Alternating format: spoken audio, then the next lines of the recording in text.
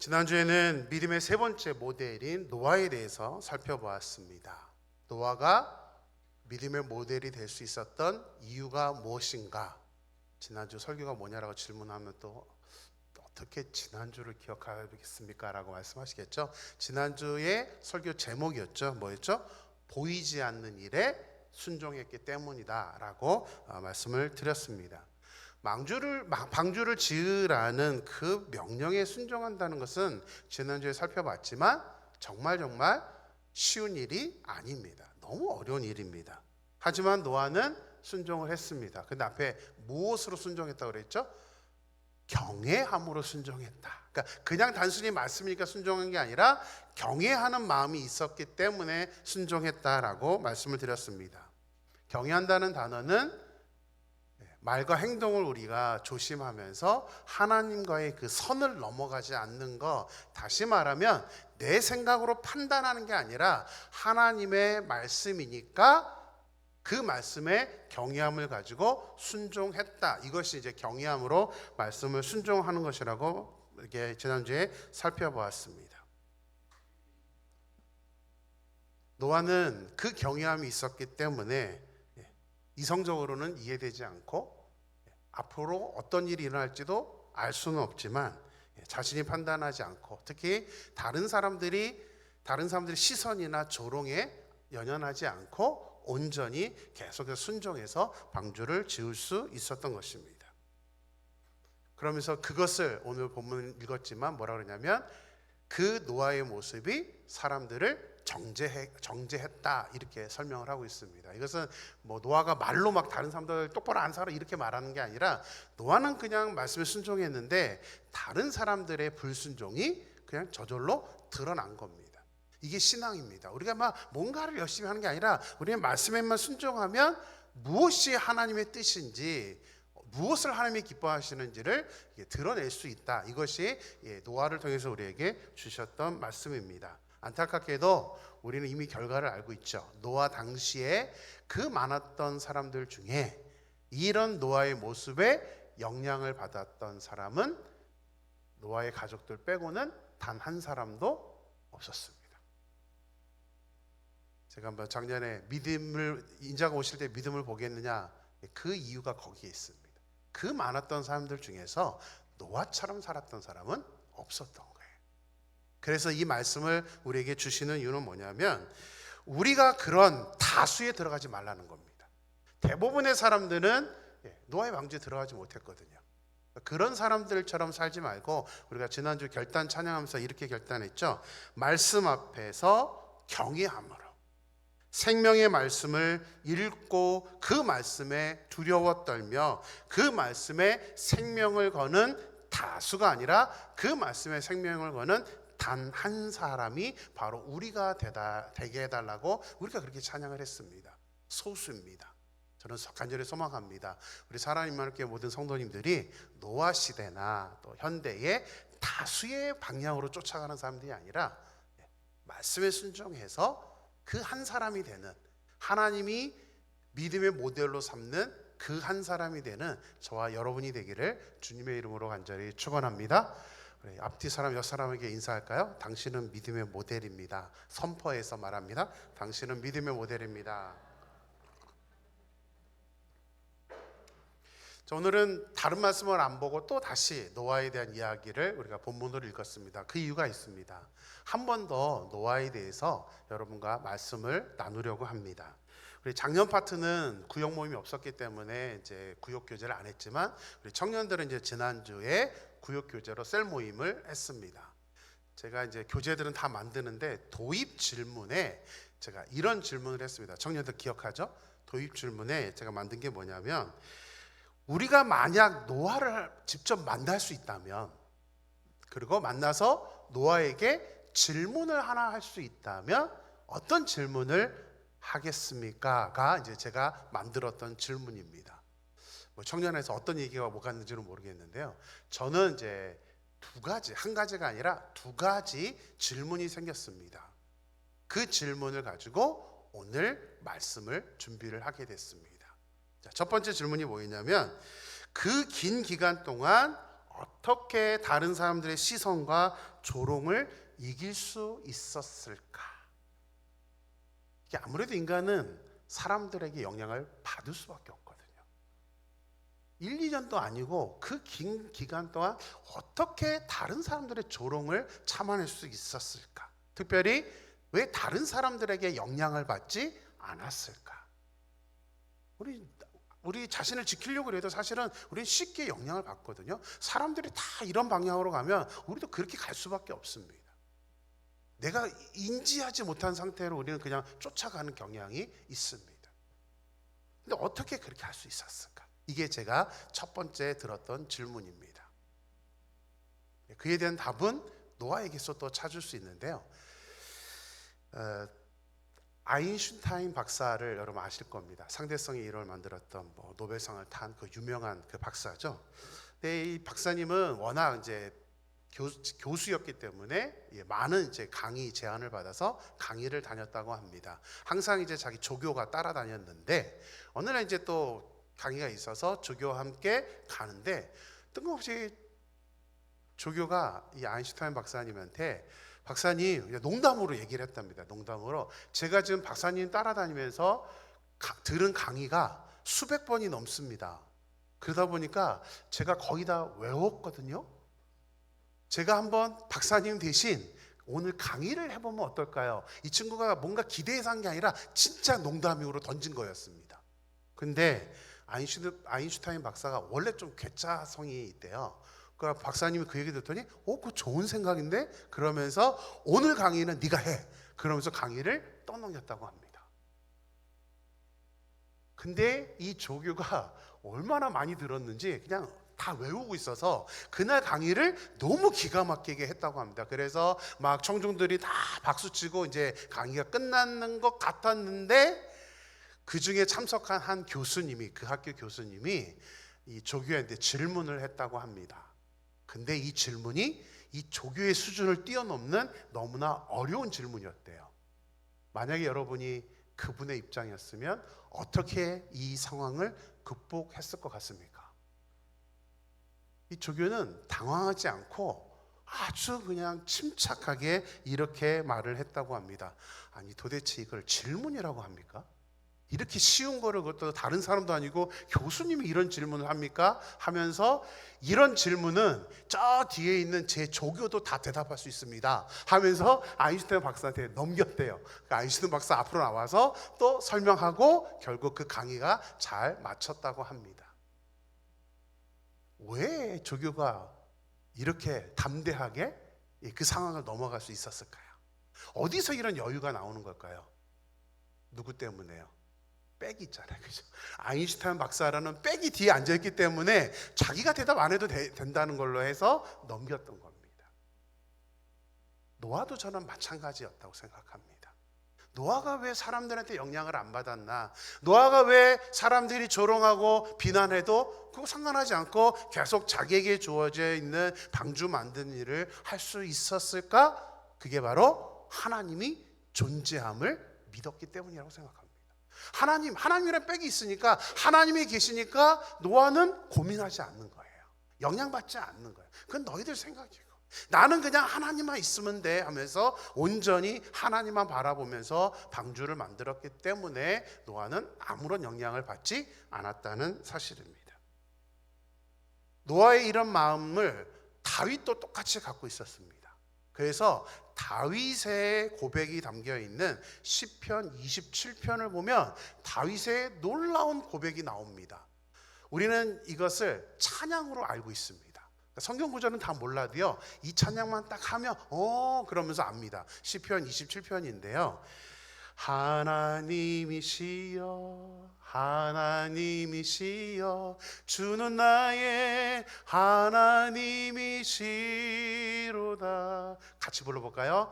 나의 몸과 마음 주를 갈망하며 이제 내가 주께 고백하는 말 여호와는 나의 빛이요 여호와는 나의 구원이시니 내가 누구를 두려워하리요. 여호와는 생명의 피난처시니 주의 인자가 생명보다 나음으로 내 입술이 여호와를 찬양하리. 내 평생에 주를 찬양하며 주의 이름으로 내 손 들리라. 할렐루야.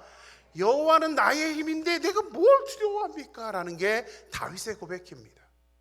노아도 마찬가지였어요. 하나님이 계시는데 아무것도 두렵지가 않은 거예요. 특별히 이 시편 27편 2절과 3절을 보면 다윗이 노골적으로 당시 상황에 대해서 이렇게 말해줍니다. 우리 2절 3절 같이 한번 읽어볼까요? 악인들이 내 살을 먹으려고 내게로 왔으나 나의 대적들 나의 원수들인 그들은 실족하여 넘어졌도다. 군대가 나를 대적하여 진칠지라도 내 마음이 두렵지 아니하며 전쟁이 일어나 나를 치려 할지라도 나는 여전히 태연하리로다. 저는 우리가 이런 믿음이 있었으면 좋겠습니다.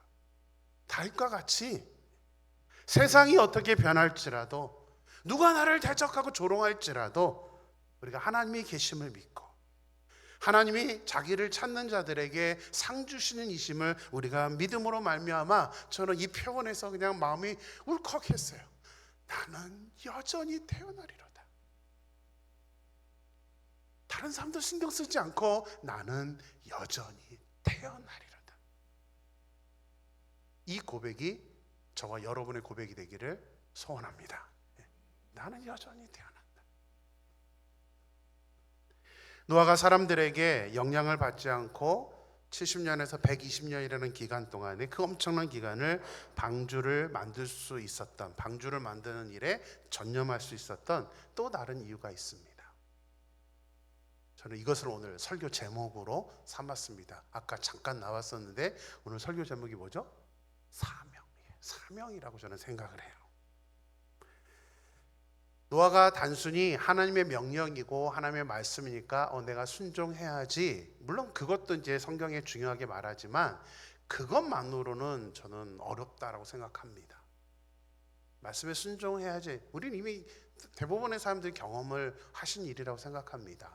내가 막 어떤 은혜의 감동을 받고 내가 하나님 위해서 이렇게 살겠습니다 하는데 시간이 흐르면 어떻게 돼요?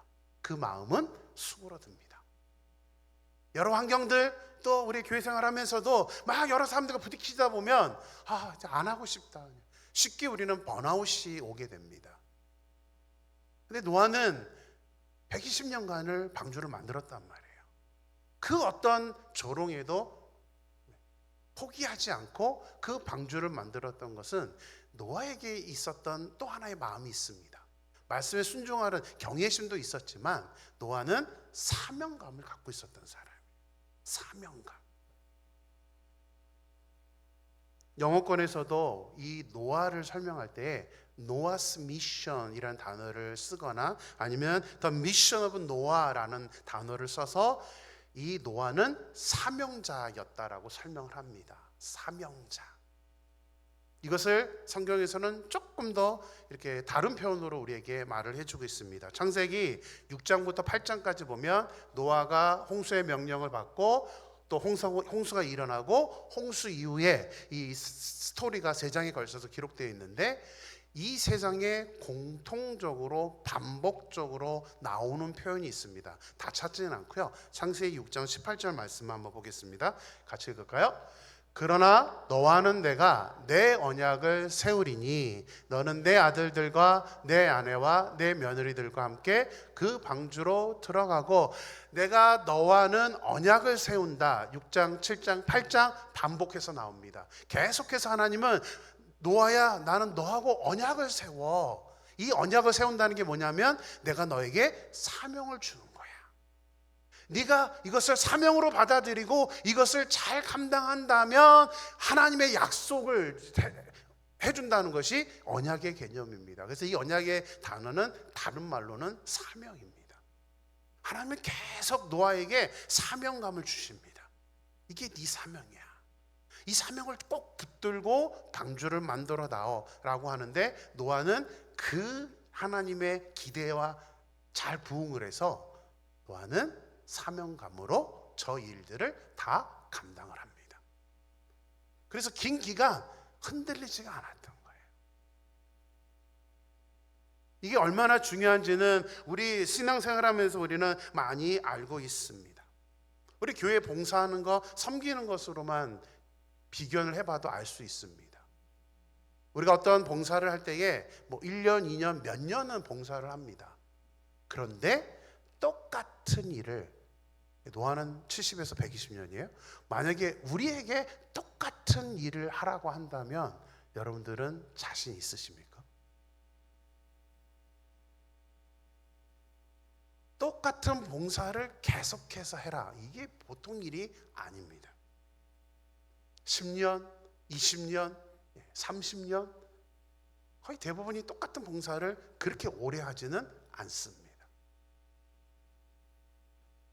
우리 백준규 장로님 댁에 처음 제가 신방을 갔었을 때에 우리 장로님께서 아주 자랑스럽게 한 가지를 보여주신 게 있습니다. 사진을 잠깐 보여주시면, 저기 뭐냐면 공로패라는 것을 보여주셨습니다.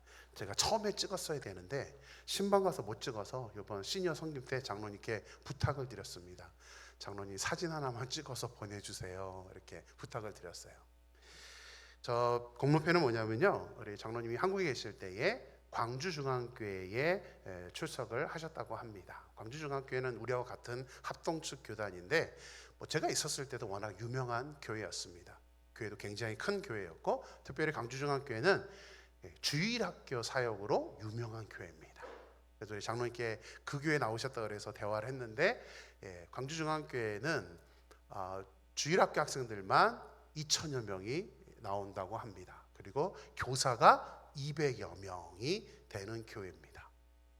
너무 이제 학생들이 많다 보니까 주일학교 예배가 오전 7시에 드려진다고 합니다. 그래서 장로님도 새벽 5시에 일어나서 씻고 그 다음에 버스 타고 교회 와서 6시에 교사 경전회 하고 이제 7시부터 주일학교 봉사를 했다고 합니다. 봉사가 중요한 게 아니라 보통 이게 작은 교회도 주일학교는 어렵습니다. 길게 하는 게 쉽지 않습니다. 그런데 큰 교회는 굉장히 인원도 많고 시스템적으로 잘 돌아가기 때문에 이 교사들이 사실은 좀 많이 지칩니다. 그래서 장로님도 정말 주일날 예배드리고 오면 거의 그냥 녹초가 돼서 그렇게 집에 돌아왔다고 할 정도로 이제 주일학교 사역을 하셨는데 무려 23년간을 하셨대요. 23년의 기간을 주일학교 교사하셔서 캐나다로 이민 간다고 하니까 저 공로패와 또 하나 자랑하시는 게 금 세 돈으로 만든 십자가 목걸이를 선물해 주셨다고 이렇게 말씀하십니다. 근데 자랑할 만합니다. 다른 파트도 아니고 이 주일학교 또 중고등부를 23년을 하는 사람은 죄송합니다. 아직 제가 단 한 명도 본 적이 없습니다. 23년이라는 기간을 계속 봉사한다는 게 아이들 파트는 되게 힘들거든요. 그래서 제가 장로님께 오늘 좀 양해를 구하고 장로님을 띄워드리고 싶은 마음 조금은 있는데 다는 아니에요. 그게 목적은 아니고요. 한 사역을 23년 오랜 기간 한다는 게 너무 힘들기 때문에 그래요. 어떻게 이게 가능하죠? 단순히 내가 열정이 있으니까 한다, 아니에요. 그 안에는 뭐가 있어야 되냐면 사명감이 있어야 돼요.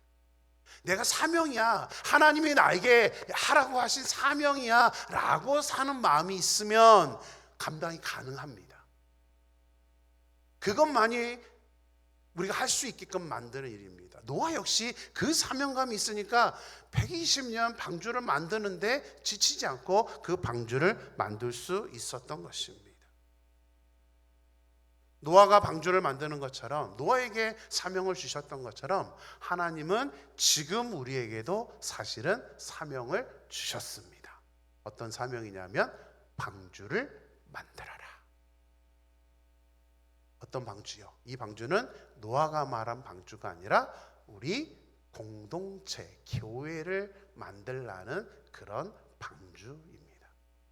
교회는 방주의 똑같은 모습입니다. 상징입니다. 방주의 상징은 바로 교회입니다. 우리가 속한 공동체, 내가 속한 공동체, 우리 임마누엘 교회를 방주로 만드는 것, 그것이 하나님이 저와 여러분에게 주신 사명입니다. 어떤 방주요? 구원하는, 사람들의 영혼을 구원하는 방주. 노아는 자기 가족들만 구원한 것 같지만 노아의 방주는 무엇을 만들었습니까? 다음 세대를 만들었습니다. 노아의 방주 때문에 인류가 멸망으로 끝난 게 아니라 다음 세대가 일어났잖아요. 마찬가지로 하나님의 교회를 통해서 원하는 건 뭐냐면 우리가 아니라 다음 세대입니다. 우리 자녀들에게 믿음을 이어줄 수 있는 방주로 만드는 거, 그게 우리의 사명입니다. 또 하나는 우리들만이 아니라 저 열방을 향해 나가서 저 다른 민족들까지도 구원할 수 있는 그 성교의 방주를 만드는 것, 그것이 하나님이 우리에게 주신 사명인 것이죠. 그 목적이 없다면 우리는 사실은 교회에 나오는 의미를 잊어버리는 겁니다. 우리가 교회에 나와서 할 일은 어떻게 좋은 방주를 만드냐입니다. 그 사명감이 반드시 우리에게 있어야 된다는 사실입니다. 그래서 그것을 위해서 우리가 기꺼이 우리의 물질도 드리고 또 우리의 시간도 드리고 우리의 몸을 하나님이 기뻐하시는 거룩한 산 제물로 드릴 수가 있는 것입니다. 저는 간절히 소망합니다. 저와 여러분 모두가 임마누엘 방주, 노아의 방주가 아니라 이제는 임마누엘 방주를 잘 만들어서 같이 하나가 되어서 노아의 가족 8명이 한 마음이 되어서 방주를 만들었던 것처럼 이 자리에 계신 저와 여러분 모두가 한 마음으로 임마누엘 방주, 하나님의 방주를 만드는 그 사명감을 가지고 우리 공동체를 하나님이 기뻐하는 공동체로 만들어 나가게 되기를 주님의 이름으로 간절히 축원합니다. 자, 제가 노아를 만나면 하고 싶은 질문 두 번째는 이겁니다. 노아가 그 긴 기간 동안 방주를 만들었는데 현실적인 문제는 어떻게 해결했을까라는 질문을 던지게 되었습니다. 현실적인 문제, 무슨 현실적인 문제일까? 제가 몇 가지로 한번 설명을 드리겠습니다. 노아가 방주를 만드는 것은 취미 생활이 아닙니다. 부업도 아닙니다. 그냥 그게 생업이에요. 그것만 위해서 만들었어야 됩니다. 노아가 방주를 지으라는 하나님의 말씀에 순종했을 때에 방주를 만드는 동안에 은혜로만 가득했을까요? 제가 노아였다면 또 지금 만약에 방주를 만드는 일이 일어난다면 저는 여러 가지 문제가, 현실적인 문제가 있다고 생각을 합니다. 노아가 지은 방주의 크기를 아시죠? 다음 슬라이드 보여주시면 135m, 22.5m, 13.5m 저 큰 방주를 만들어야 됩니다. 저 거대한 배를 만들려면 성경 퀴즈 하나 하겠습니다. 노아의 방주를 무슨 나무로 만들었을까요?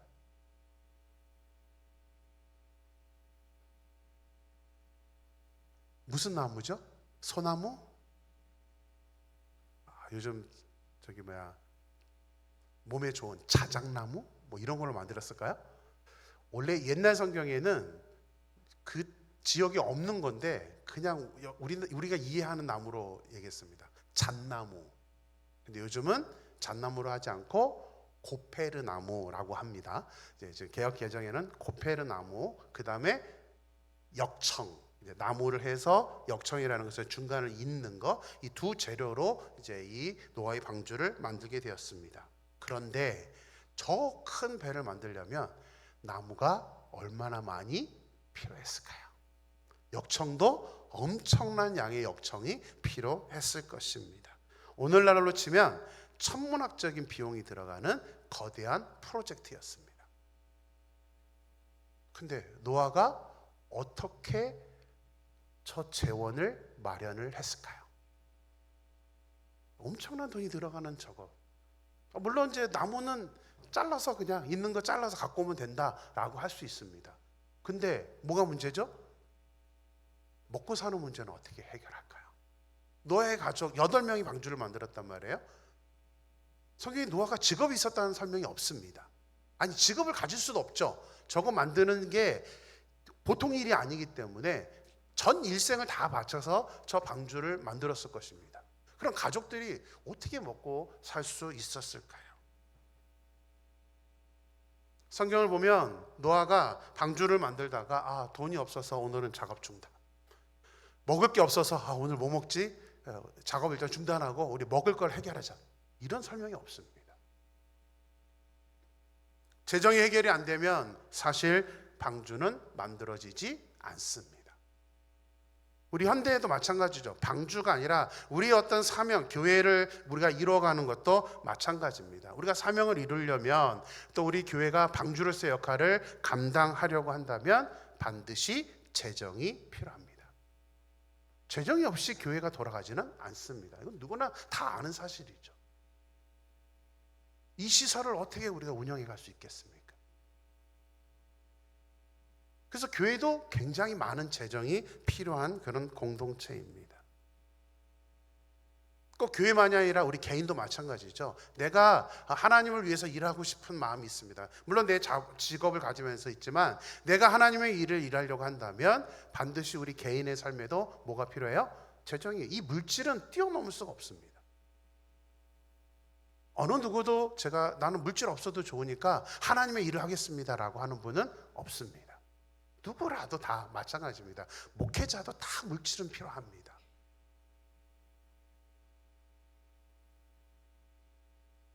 누구나 다 꼭 그 사명이 아니더라도 이 세상에 살면서 조금 좀 넉넉한 삶을 살고 싶은 것, 이것은 이제 우리 누구에게나 갖고 있는 그런 마음입니다. 그래서 저는 새벽마다 여러분들 위해서 기도할 때 각자의 기도 제목도 있지만 저는 계속해서 우리 교회 전체를 놓고 기도하는 것 중에 하나는 뭐냐면, 제가 주일 예배 때도 우리 헌금 기도할 때도 자주 기도하는 게, 하나님, 우리 임마누엘교회 성도님들 중에 물질이 어려운 사람은 좀 없었으면 좋겠습니다. 전 그 기도를 빼놓지 않고 합니다. 좀 많은 분들이 좀 넉넉했으면 좋겠다. 아니, 넉넉한 정도가 아니라 정말 하나님이 부어주시는 그 축복을 받았으면 좋겠다라는 게 목회자로서 저의 기도 제목입니다. 여러분 모두가 이 넉넉한 그 넉넉함을 넘어서는 물질의 축복을 받게 되기를 주님의 이름으로 축원합니다.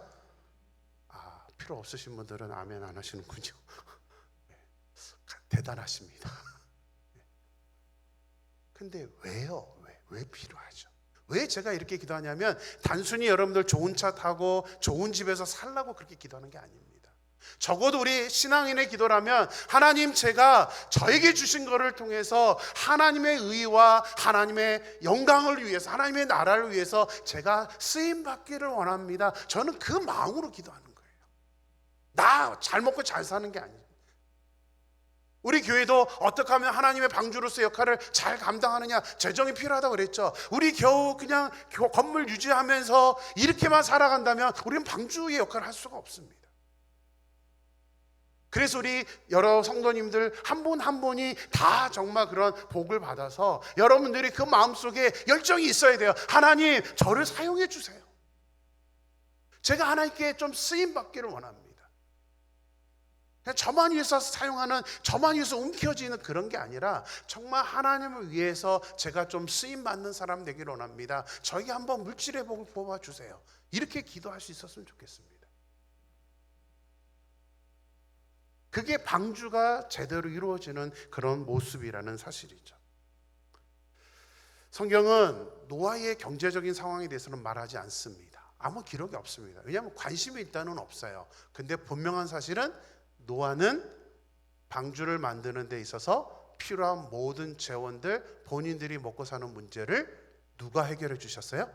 하나님께서 해결해 주신 겁니다. 하나님이 해결해 주시지 않으면 노아는 방주 만들 수 없습니다. 계속 일하면서 해야 돼요. 일하면서. 근데 노아는 그러지 않았거든요. 그냥 방주 만드는 일만 했는데도 가족이 먹고 사는 문제는 전혀 없었습니다. 물론 성경에서 어떻게 이 문제를 해결해 줬는지를 기록하고 있지 않습니다.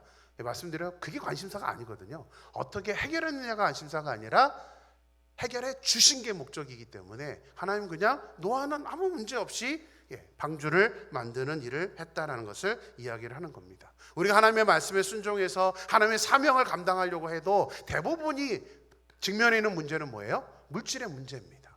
먹고 사는 문제는 이건 우리가 살아가는 동안은 어쩔 수 없는 일입니다.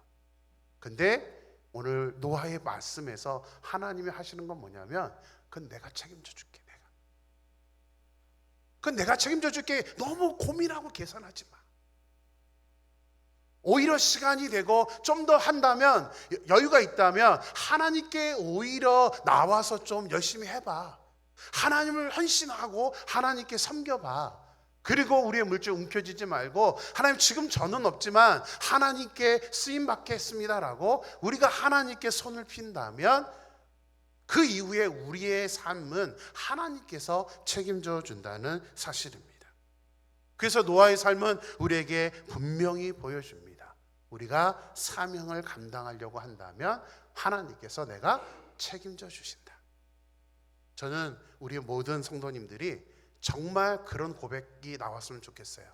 내가 하는 일은 한계가 있는데 하나님 왜 이렇게 나에게 재정을 부어주시지? 이런 간증들이 나올 수 있는 저와 여러분의 삶이 되기를 주님의 이름으로 축원합니다. 두 번째 현실적인 문제가 있습니다. 건강의 문제입니다. 노아는 방주를 만들 당시 이미 고령이었습니다. 지난주에 말씀드렸죠? 몇 살 이후부터 방주를 만들었죠?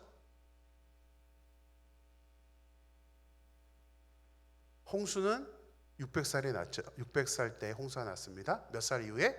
500살 이후에 셈함 야벳을 낳고 하나님이 이제 방주를 지으라고 명령하셨다고 했습니다.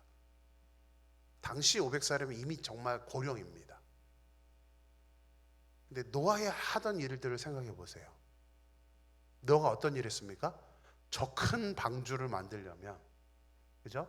나무를 자르는 것부터 해야 됩니다.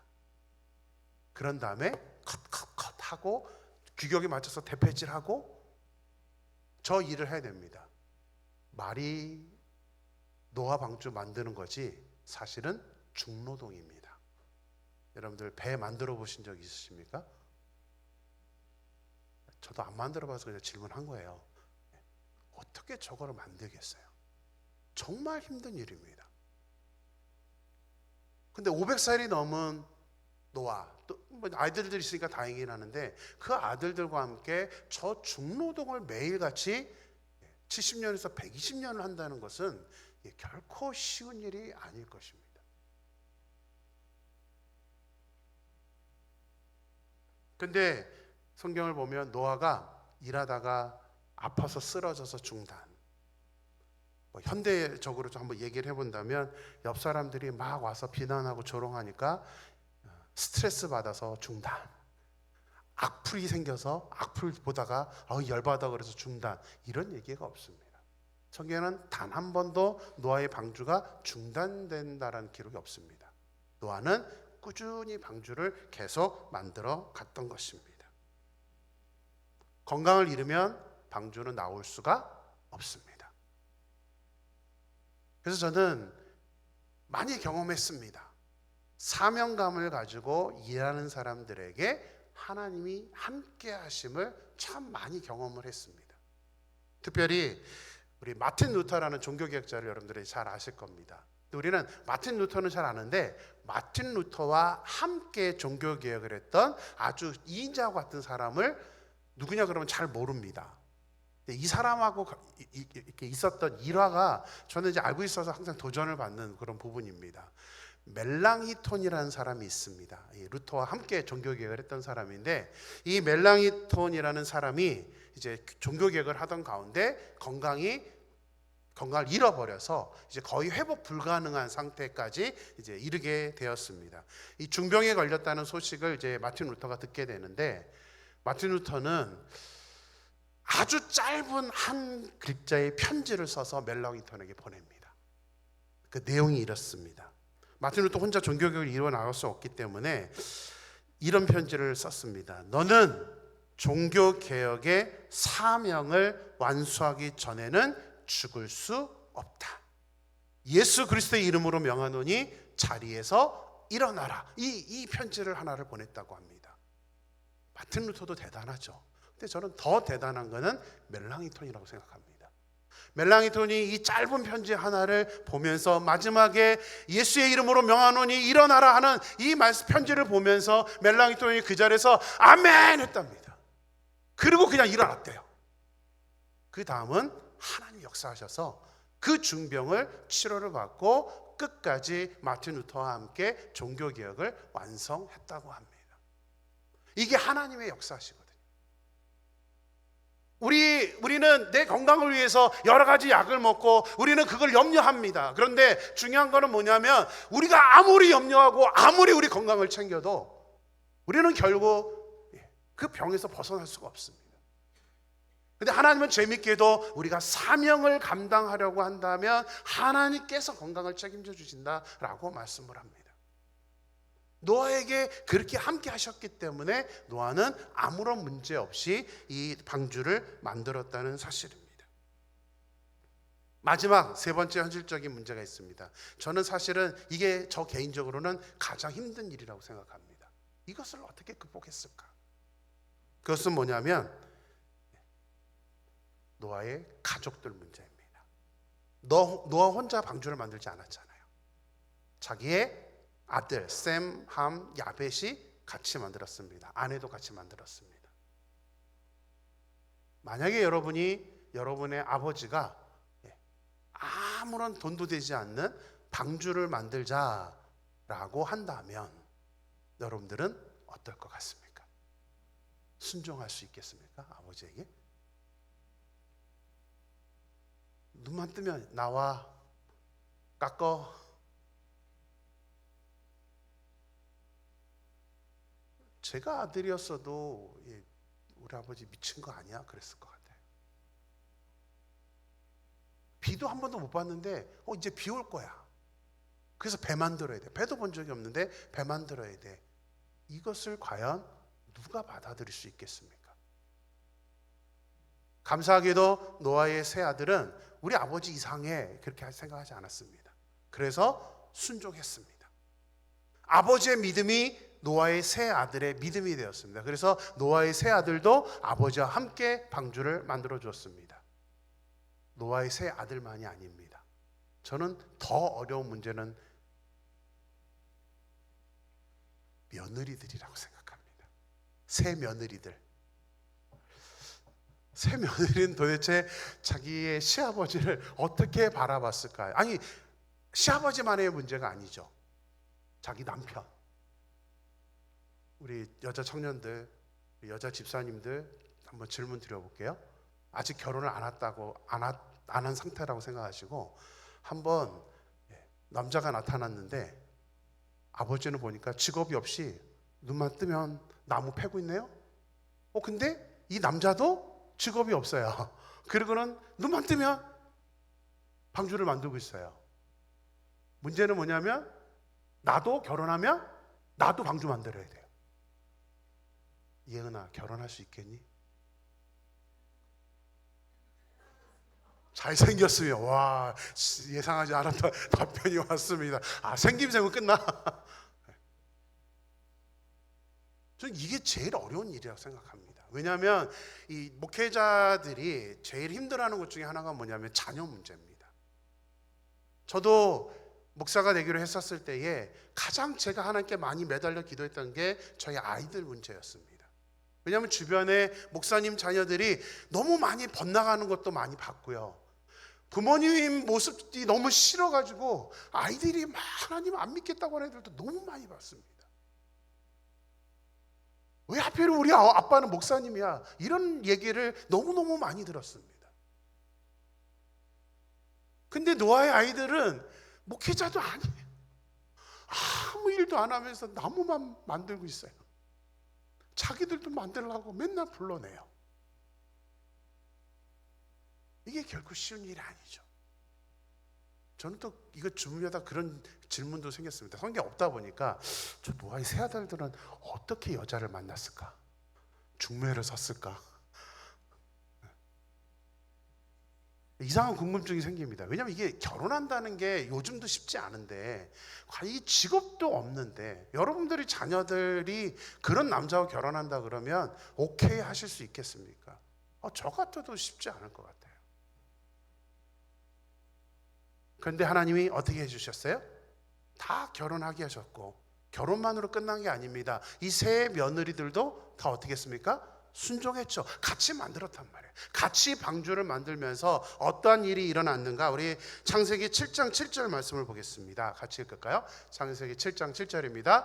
노아는 아들들과 아내와 며느리들과 함께 홍수를 피하여 방주에 들어갔고, 당시 살았던 사람들 모두는 다 죽었습니다. 아무리 부자고 아무리 능력이 있어도 아무 상관이 없습니다. 왜냐하면 그들은 죽거든요. 근데 노아는 자기의 아내, 순종했던 세 아들, 그리고 며느리들까지 전부 다 방주 안에 들어와서 구원을 받았던 것이죠. 순종이 없었으면 이런 일이 일어나지 않습니다. 아무리 많은 것을 가지면 뭐예요? 목숨 잃어버리면 끝인데. 근데 노아의 가족들은 구원을 받는 그 놀라운 주인공들이 되었다는 사실입니다. 이게 사명을 가지고 그 사명을 이루려 하는 사람들에게 그 가정에 하나님이 주시는 언약이고 약속입니다. 하나님은 그냥 사명을 주시고 끝이 아닙니다. 우리에게 필요하고 우리에게 부족한 것들은 하나님께서 책임져 주세요. 그래서 우리가 하나님을 위해서 헌신하는 것이 너무나 중요한 것이죠. 사역자들만이 아니라 내가 우리 교회를 구원의 방주로 만들어야지, 어떻게 하든 내가 하나님을 위해서 내가 쓰임 받아야지. 우리 맨날 결단의 찬양 뒤에 우리 폐 찬양할 때에 주의 말씀 앞에서, 세상 앞에서 쓰임 받는 주의 도구가 되겠다라고 우리가 결단하고 찬양하잖아요. 그게 노래가 아니어야 되는 가장 중요한 이유는, 그걸 우리가 사명으로 삼고 살아간다면 우리에게 필요한 현실적인 문제는 하나님께서 책임져 주시기 때문입니다. 저는 간절히 소망합니다. 우리 사랑 임마누엘교회 모든 성도님들을 하나님은 우리를 사명자로 불러주셨습니다. 믿습니까? 예. 우리 임마누엘교회를 그냥 단순히 사람들이 모이는 교회 이렇게 생각하시면 안 됩니다. 우리가 교회를 뭐라고 부르죠? 예수님의 피값 주고 사는 교회다라고 부르잖아요.